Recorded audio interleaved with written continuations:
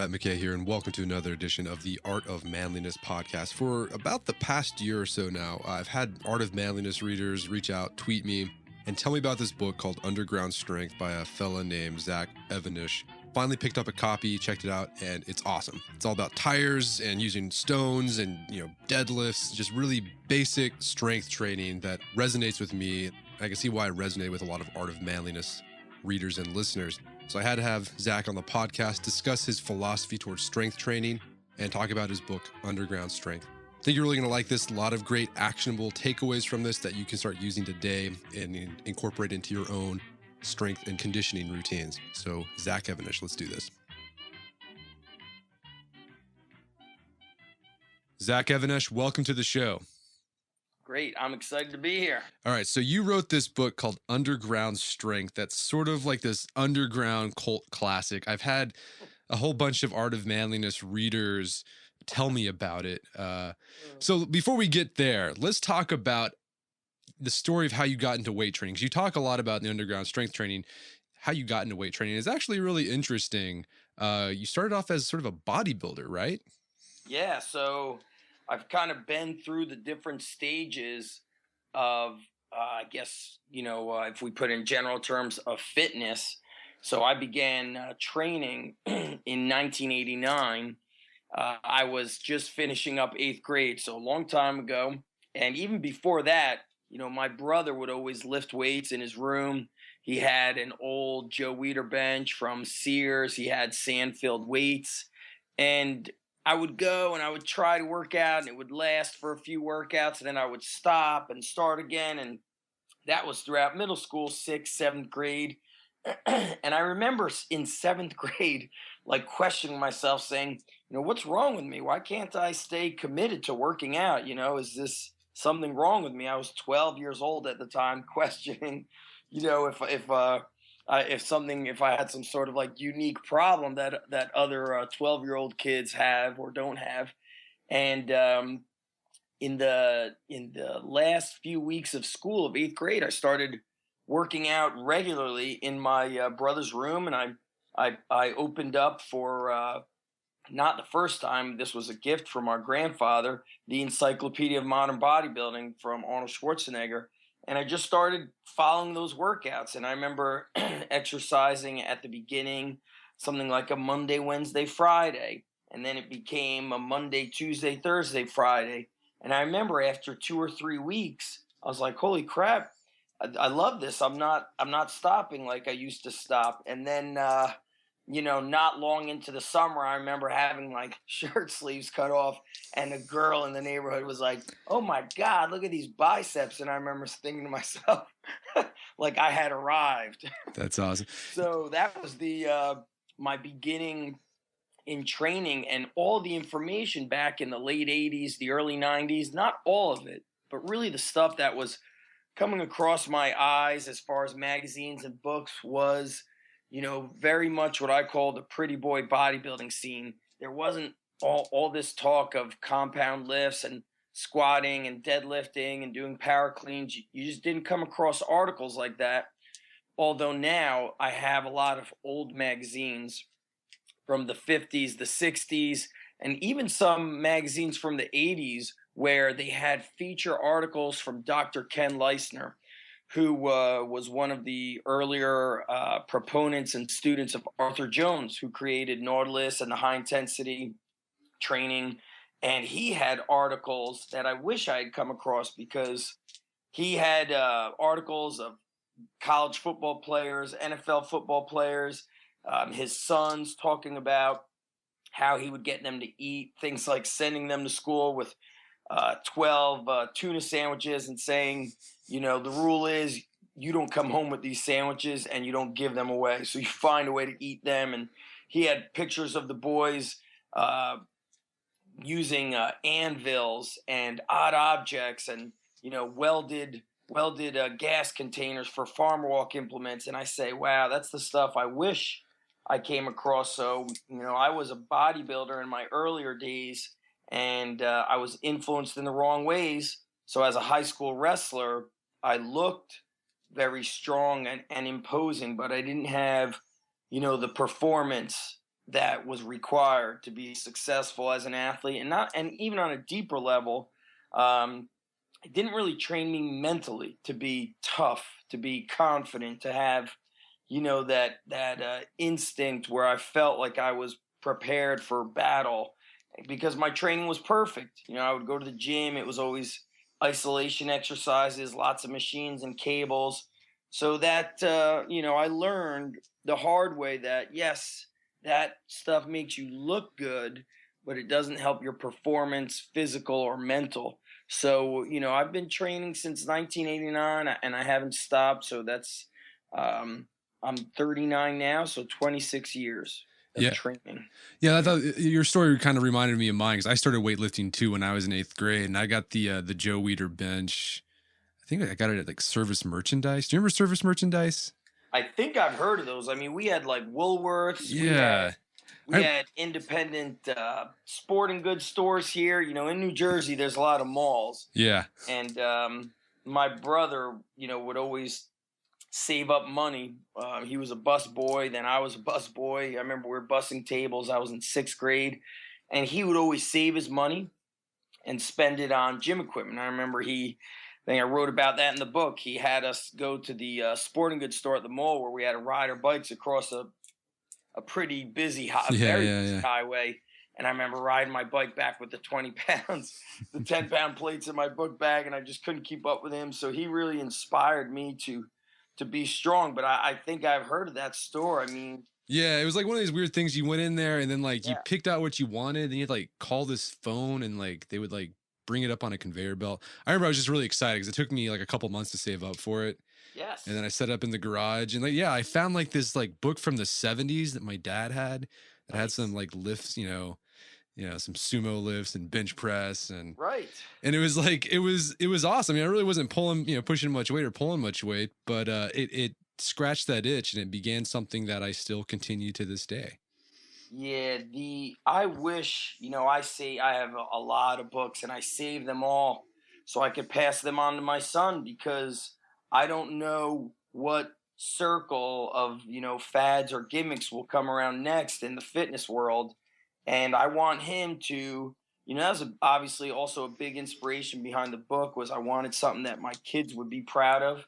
But I have some very, very old books from early 1900s of strength training, as well as old magazines from, like I mentioned, the 40s, the 50s, the 60s. And back then, they were titled appropriately. So the magazine was Strength and Health or Health and Strength. And they had a blend of, training that actually was good for your health and made you strong. So there was a lot of kind of, basic bodybuilding movements, powerlifting. There was a lot of Olympic weightlifting in these books, gymnastic drills, and real simple, straightforward stuff, no BS. And, I want my son to read that stuff as well as my daughter. I want them to see that versus the stuff that's kind of teaching them that it's 6 weeks to this, 30 days to that, because, as you said, you've been training since 8th grade.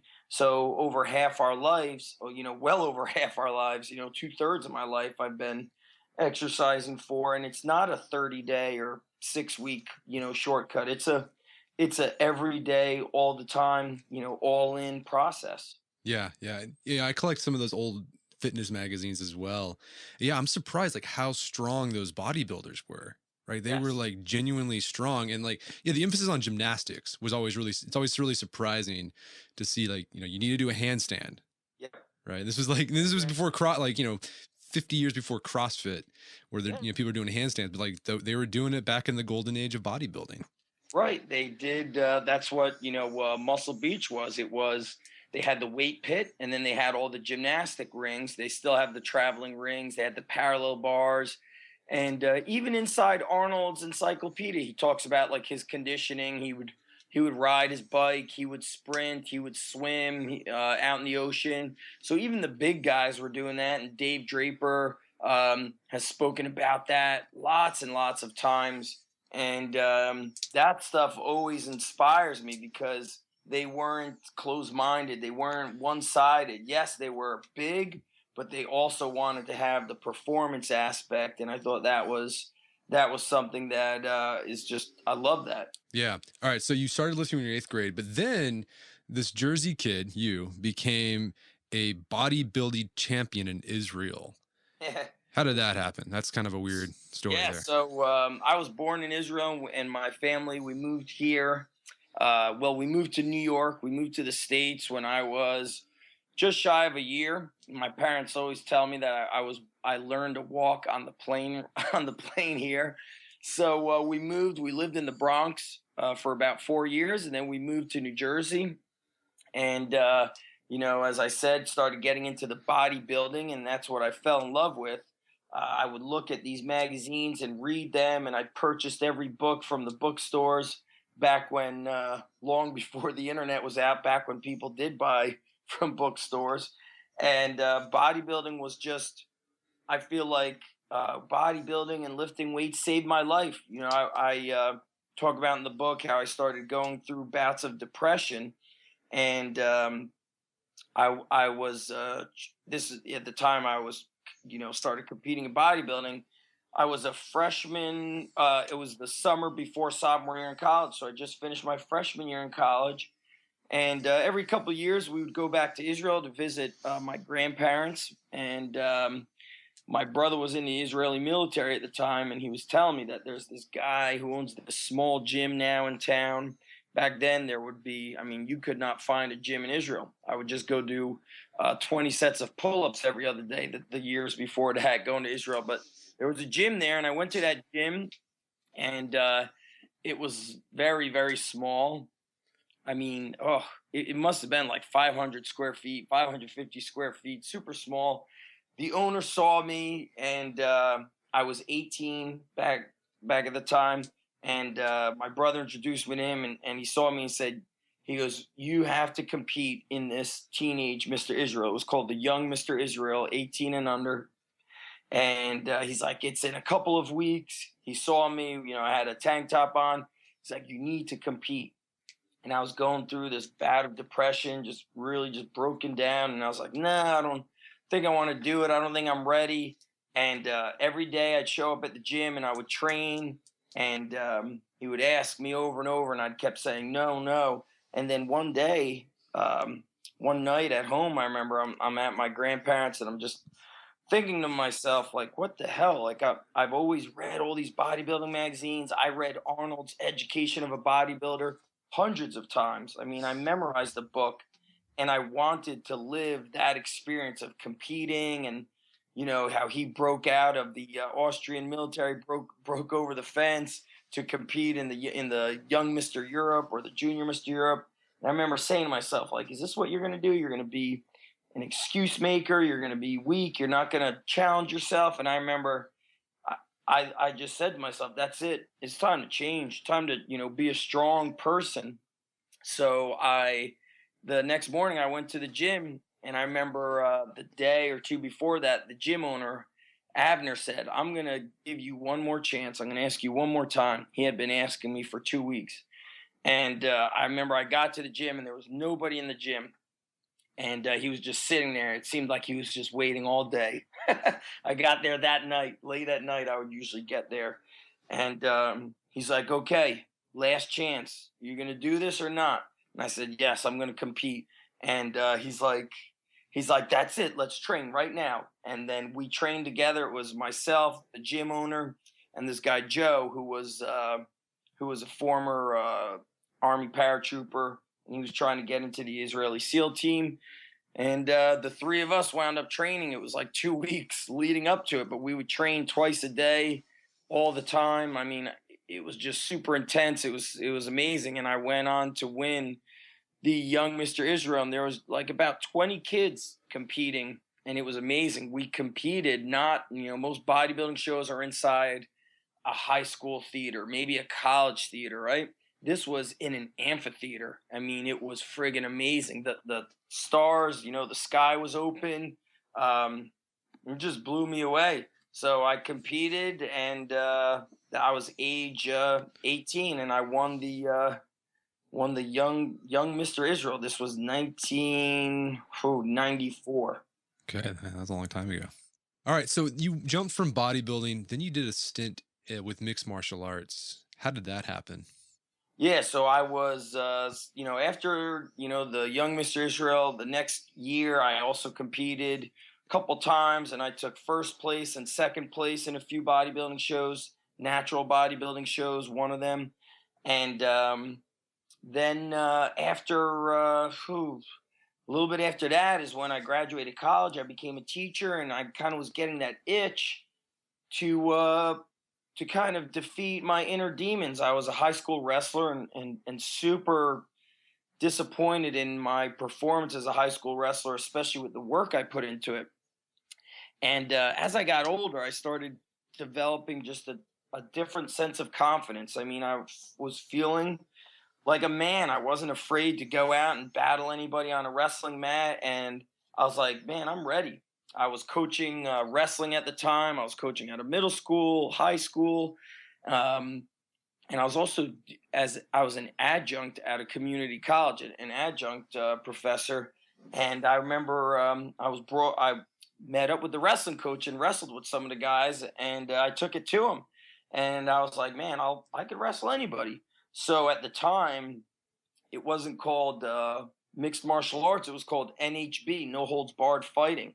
And a lot of the dominant fighters were college wrestlers, old college wrestlers. I mean, it was guys like, oh, of course, I'm forgetting the name.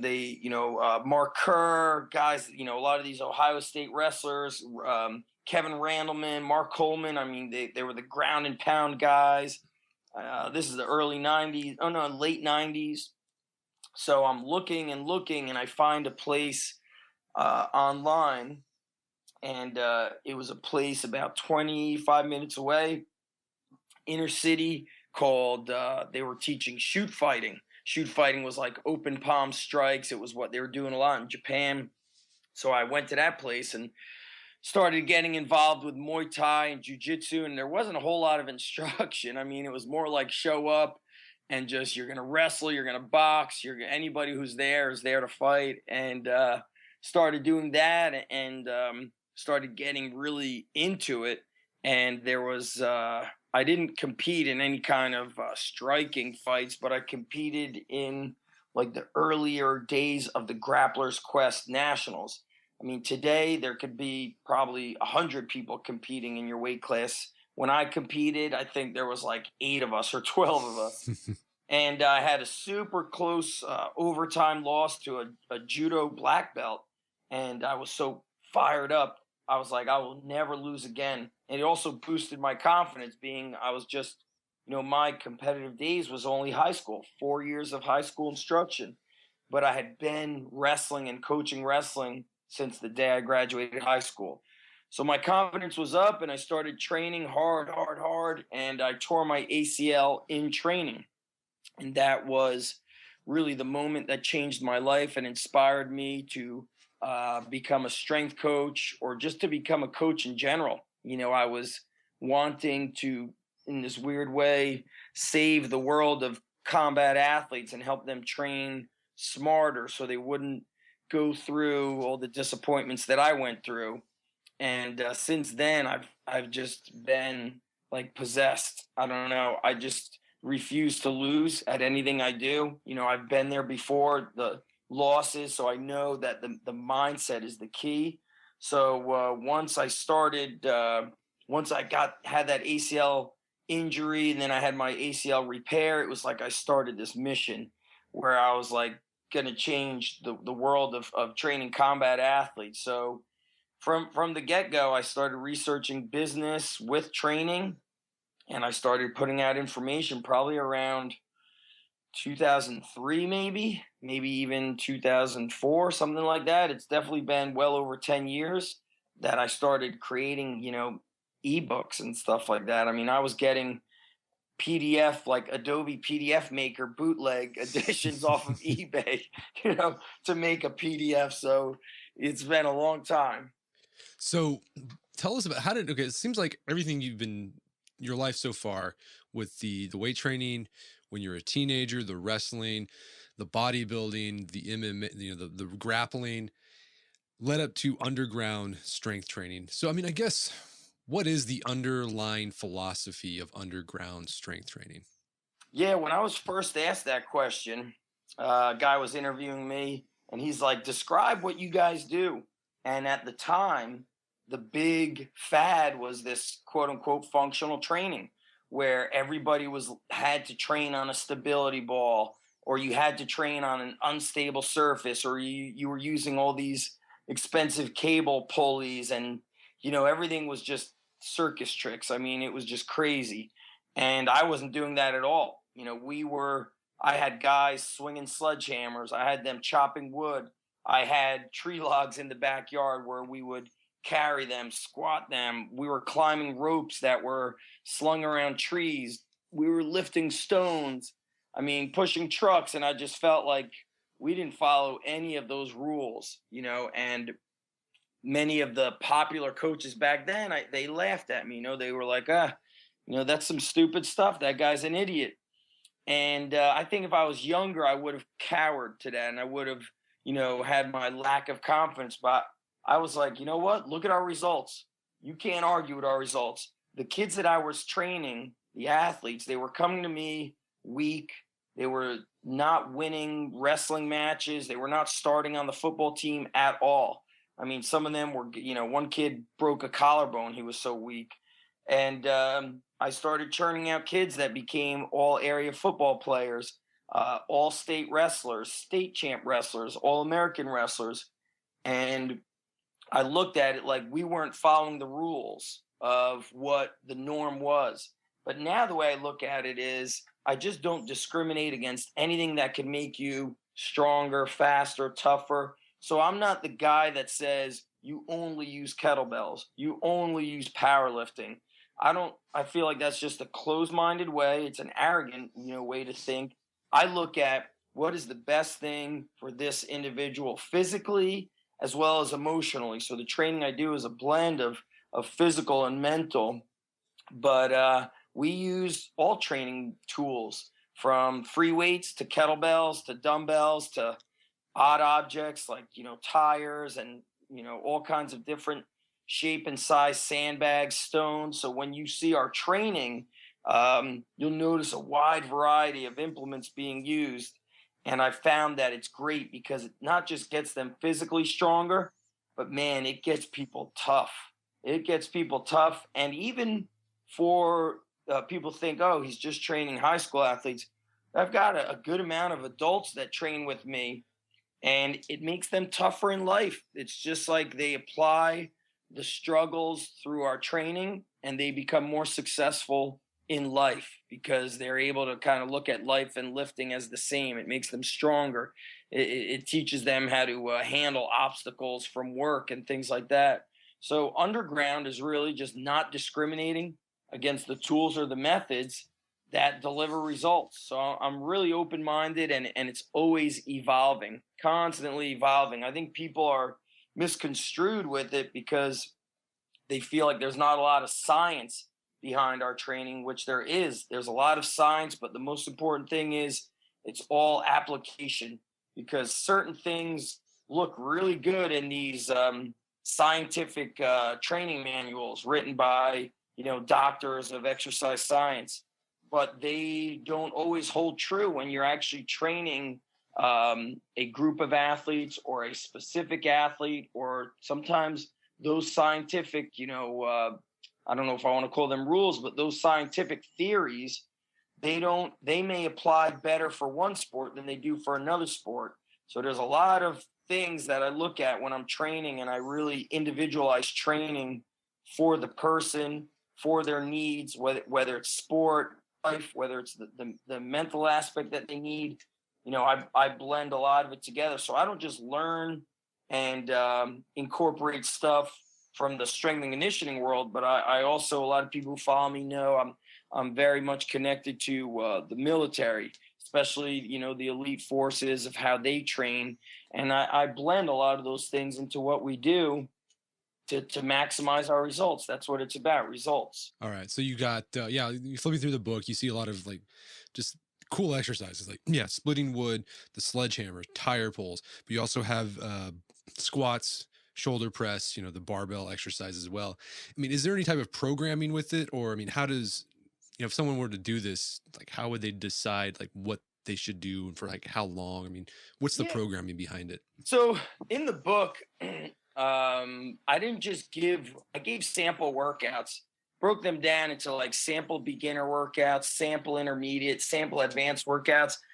But leading up to that, I write about blending science with hell, blending kind of like this good training program that kind of follows the rules, along with things that are going to test your mental toughness, that are going to push you physically outside of your comfort zone to help you grow, not just physically, but grow in your mentality. And even on a deeper level, the warrior spirit that Mark Divine talks about from SEAL Fit.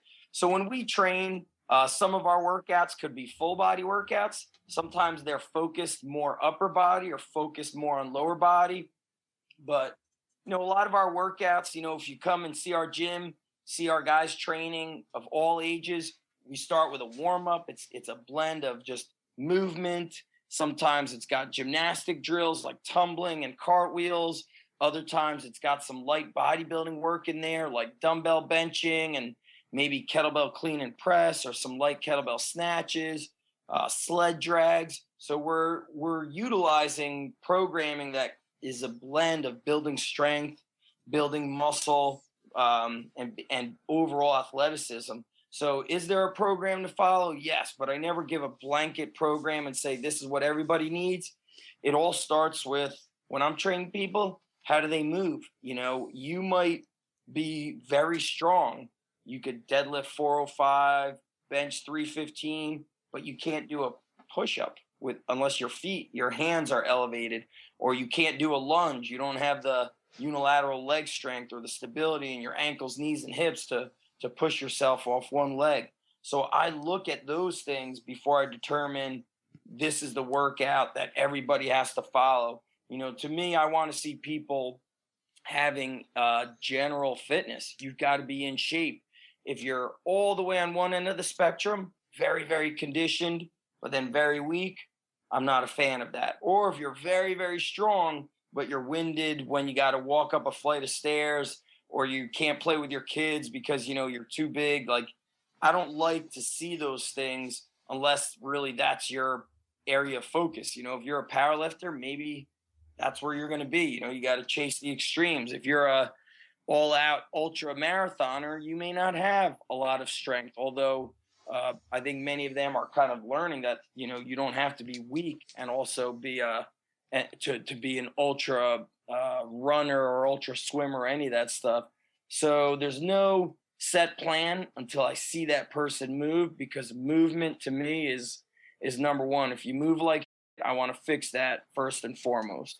You bring up an interesting point there about the difference between athleticism and strength. I mean, what is that difference? And if you're just an average Joe Schmo, like, right, I'm married, dad, I don't really play sports anymore except for the occasional pickup basketball game. Like, why should I be athletic? Well, an occasional pickup basketball game is where a lot of unathletic guys, start getting hurt, like tearing ACLs or jamming up their ankle. Oh, I jumped and I rolled my ankle. And you hear this shit all the time. But what's unique is, I look back to my high school days. I don't ever recall a kid saying, I tore my ACL. I've got to get ACL surgery. Nobody told me they were getting Tommy John surgery. There's no such thing as little leaguer's elbow. These are all words that have been created because of overuse and over specialization. So there's a lack of balance. So when I tore my ACL, looking back at those days, was my training program was bodybuilding, leg extensions, and not really doing too much machines, not enough stability work, poor mobility. So my body just was, if it was put in a compromised position, my joints were not prepared for it. And the reason why the body gets hurt is because it's not prepared for what you're doing. So athleticism, I look at it as a blend, having strength, the ability to move, to be healthy, to be able to handle whatever it is that you're doing. So if you're a power lifter and you don't have kids to play with and you're not playing pickup games, then your athleticism and your health won't really be challenged, because you just know how to go to the gym and squat heavy and deadlift heavy. And things are different for guys like you and I who become fathers. You start looking at your training differently. I remember when I strained my lower back, and my back was killing me while I was giving my daughter a bath. She was a baby, she was a couple months old. And that was the first time I started saying, like, screw this. I'm not going to let my training interfere with being a dad. And, so when I look at athleticism, I don't look at it in relation to a sport. I look at it in relation to your life. So if your training is messing up your life, then we've got a problem. Unless, of course, you're zoned in. If you're training for the Olympics, then your life is the preparation. Joe DeSena always talks about that. I'm not sure what rowing team, what country they're from, but they had that blog called "Will It Make the Boat Go Faster?" And they were like, "Hey, you guys want to go see a movie tonight?" And they say, "Will it make the boat go faster?" They say, "No, all right, we're not going to the movies." That's when you're in the zone and you're being extreme. But when you become a parent, your view of training, whether you like it or not, it has to change. You need to be healthier. You need to be able to play with your kids.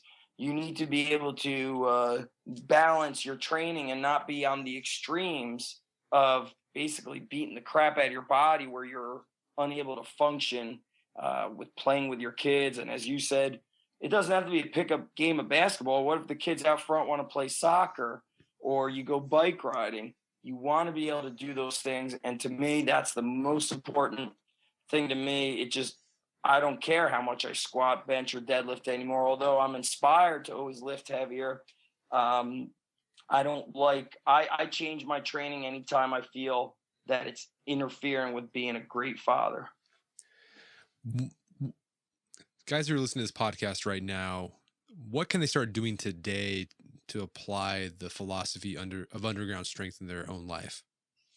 I say don't be afraid to get uncomfortable. So if you're always going to the Globo gym, that's got the air conditioning or the heat and it's got the TVs, then one day I want you to go to the local playground and get going with your hands on the monkey bars, on the parallel bars. Go and find a stone and just carry it as long as you can, or do clean and presses with the stone. Put the car in neutral and push it across the empty parking lot a couple of times. Go out and train in a way that takes your body out of its normal realm of training, and you'll start developing a much more unique style of training. And you're also going to feel like your mind is evolving differently. Guys like you and I with, Art of Manliness, and we talk about the confidence factor and being tougher. That kind of training in this unique way, it breeds self-confidence. You just feel like you have a bit of that alpha male going on inside of you, because you're like, all right, I know I'm not checking my cell phone in between sets. I'm not looking in the mirror. I'm not relying on the music that's going through the gym to motivate me. I'm outside training amongst Mother Nature, whether it's hot or cold out. And you start to get a little bit of that edge. And that is important. Man should never lose that edge. And that's something that you can train to acquire. And you could also lose it by training and really living the wrong way, living in a way that doesn't make you uncomfortable. And that's a scary place for me. I don't ever, when I find myself getting a little comfortable, that's when I make sure I go and train outside. I own 2 gyms, and especially when the weather's nicer, but even in the winter, I make sure I get outside and do some training. Yesterday was a nice snowstorm here. I got to the park with my kids. I was sprinting with them as they sat in the sleighs. I was chasing them. We're up and down on the playground, and in between chasing them, I hopped up on the bars and did dips.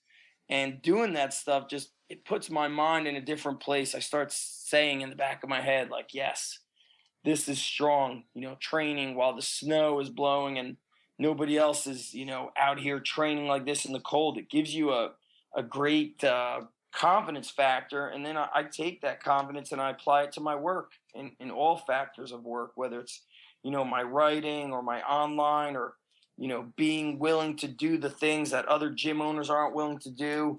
That kind of training, I just call it get comfortable being uncomfortable. I'm going to put this out there. Monkey bars hurt. Don't be deceived. Like, I remember I did some playground workout and I'm going to do the monkey bar. And I hadn't done monkey bars since I was in elementary school. Man, that is really uncomfortable. Like, it hurts your shoulders. Like, man, it's a workout.